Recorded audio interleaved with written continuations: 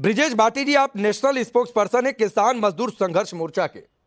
अब मुझे बता दीजिए सर, जितना मैंने देखा मुझे तो नहीं मिला, क्या आपके इस मोर्चे के किसी नेता ने, किसान नेता ने इन कर्नाटक के 1182 में से एक भी किसानों की बातचीत की है?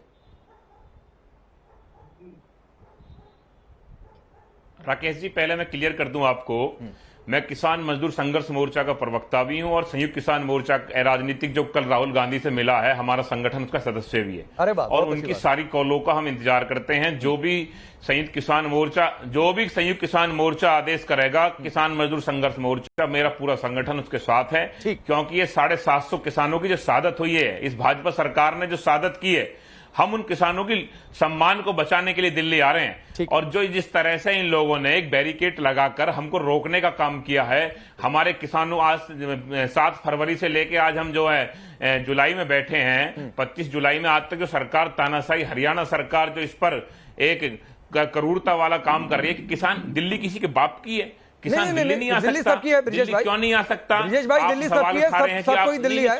मुझे मेरे सवाल का जवाब दे दीजिए, मेरे सवाल का जवाब दे दीजिए। फिर क्यों रोका जा रहा है? नहीं, बिल्कुल सही बात है, दिल्ली आना चाहिए। मैं पूछ रहा हूं आपके मोर्चा के, सर मैं सवाल एक और ऐड कर देता हूं ब्रिजेश भाई, आपके सब सवाल सुन लीजिए फिर आप ही बोलिएगा। मैं पूछ रहा हूं कि आपके मोर्चा के किसी भी नेता ने क्या कर्नाटक के इन किसानों की बातचीत की है? नंबर 1 बात है। नंबर 2 बात है, कल राहुल गांधी से जब आप लोग मिले थे, आप भी थे, तो क्या आपने राहुल गांधी से सवाल पूछा कि 1182 किसान मर गए, आपने कुछ सुध ली है उनके घर वालों की? बातचीत, सवाल पूछा था आपने? सुनिए राकेश जी सुनिए, मैं फिर वही बात, आपने बहुत अच्छा सवाल किया, इसका ही मैं जवाब दे रहा हूं। हम पूरे देश के किसानों की लड़ाई लड़ रहे हैं। हम कर्नाटक के किसानों के साथ भी हैं, हम हरियाणा के किसानों के साथ भी हैं, हम पंजाब किसानों के साथ। सर मैं कह तो रहा हूं, 1182 किसानों के किसी भी परिवार से आपके मोर्चा के लोगों ने संपर्क किया है, हाँ या ना? क्यों नहीं? क्यों हम खुद गए हैं कर्नाटक, हम किस किसान के नाम लीजिए? आप कैसी बात कर रहे हैं? जानकारी मिले होंगे। अरे सर आप मिले होंगे, मैं पूछ रहा हूं 1182 में से किससे मिले, किसके घर वालों से? भाजपा के इन सुनो, आप नहीं, हम किससे नहीं मिले? हम देश का कौन सा ऐसा राज्य है किसानों से नहीं मिल रहे? हम 1182 किसान, राधिका थोड़ा समय दीजिए, 1182 किसान जो कर्नाटक में मरे, उनमें से एक किसान का नाम बताइए जो आत्महत्या किया, आप उसके घर वालों से मिले हो?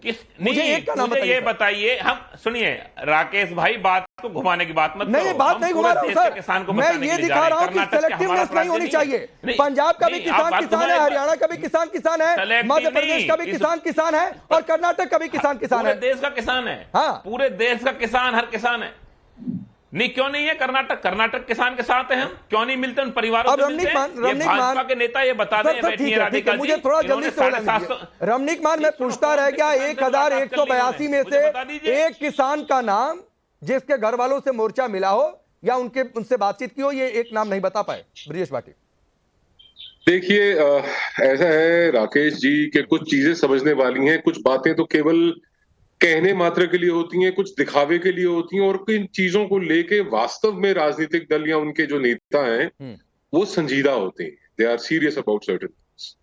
तो जब आप किसानी की बात करते हैं तो आप वाजे इस बात को मान के चलिए कि कांग्रेस पार्टी जो है उसने किसानों के लिए, आज तो बैठे हैं सब हरे रंग का परना डाल के, पटका बांध के, हरी पगड़ी डाल के, बताइए जब कांग्रेस शासन था उस समय किसानों के लिए क्या किया, और ऐसी कौन सी स्कीम, और ऐसा क्या उनका जो किसानी को लेके बोध है, जो इनका किसानी को लेके ज्ञान है, केवल अगर उसी की बात कर लें, भाई साहब सिर्फ उतनी बात कर लें कि किसानों को लेके क्या, किसानी को लेके क्या बोध है, तो इनको ये नहीं पता कि हरी मिर्च में और लाल मिर्च में अंतर क्या होता है। ये कहते हैं कि साहब हरी मिर्च महंगी बिकती है कि लाल मिर्च महंगी बिकती है?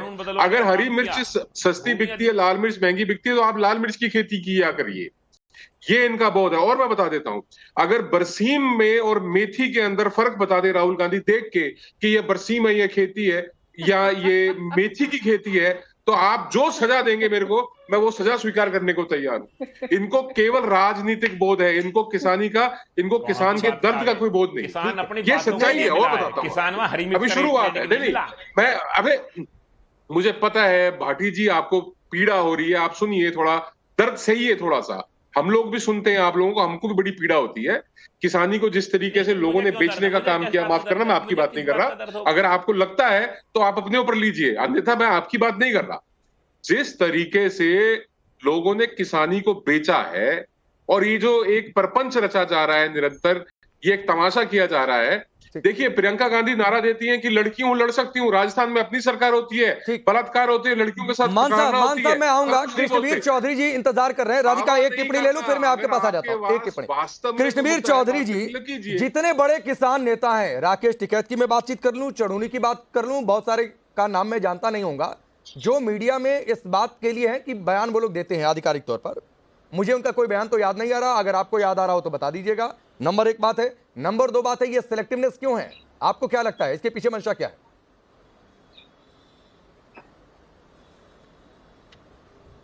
यह शुद्ध रूप से किसानों के नाम पर राजनीति है, ये पूरा देश समझ गया है।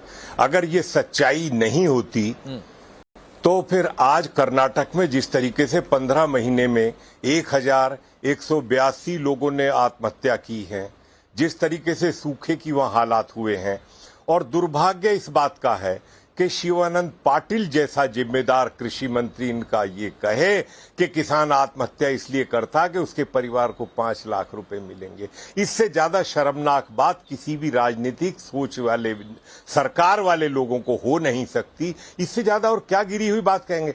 सिद्धरमैया ने खुद जो आज मुख्यमंत्री हैं, इन्होंने कहा था हम 50,000 रुपए कर्जा माफ करेंगे, चुनाव इस बात पे लड़े, तो क्या किसी का कर्जा माफ करा? 129 करोड़ रुपए का कुल धनराशि थी, नहीं। आप अपनी कथनियों करने का भेद देखिए। मैं अपने मित्रों को सुन रहा था, मेरे मित्र कह रहे थे कि मध्य प्रदेश में कांड हुआ। मैं उन्हें याद दिला दूं कि मुल्तई में 27 किसानों को दिन दहाड़े गोली से भूनने वाली सरकार दिग्विजय सिंह मुख्यमंत्री थे। ये बहस का मुद्दा नहीं है। दुख इस बात का है कि जब हम एक तरफ की बात करते हैं, एक नजर से सारी बात नहीं करते, तो अब दुख होता है।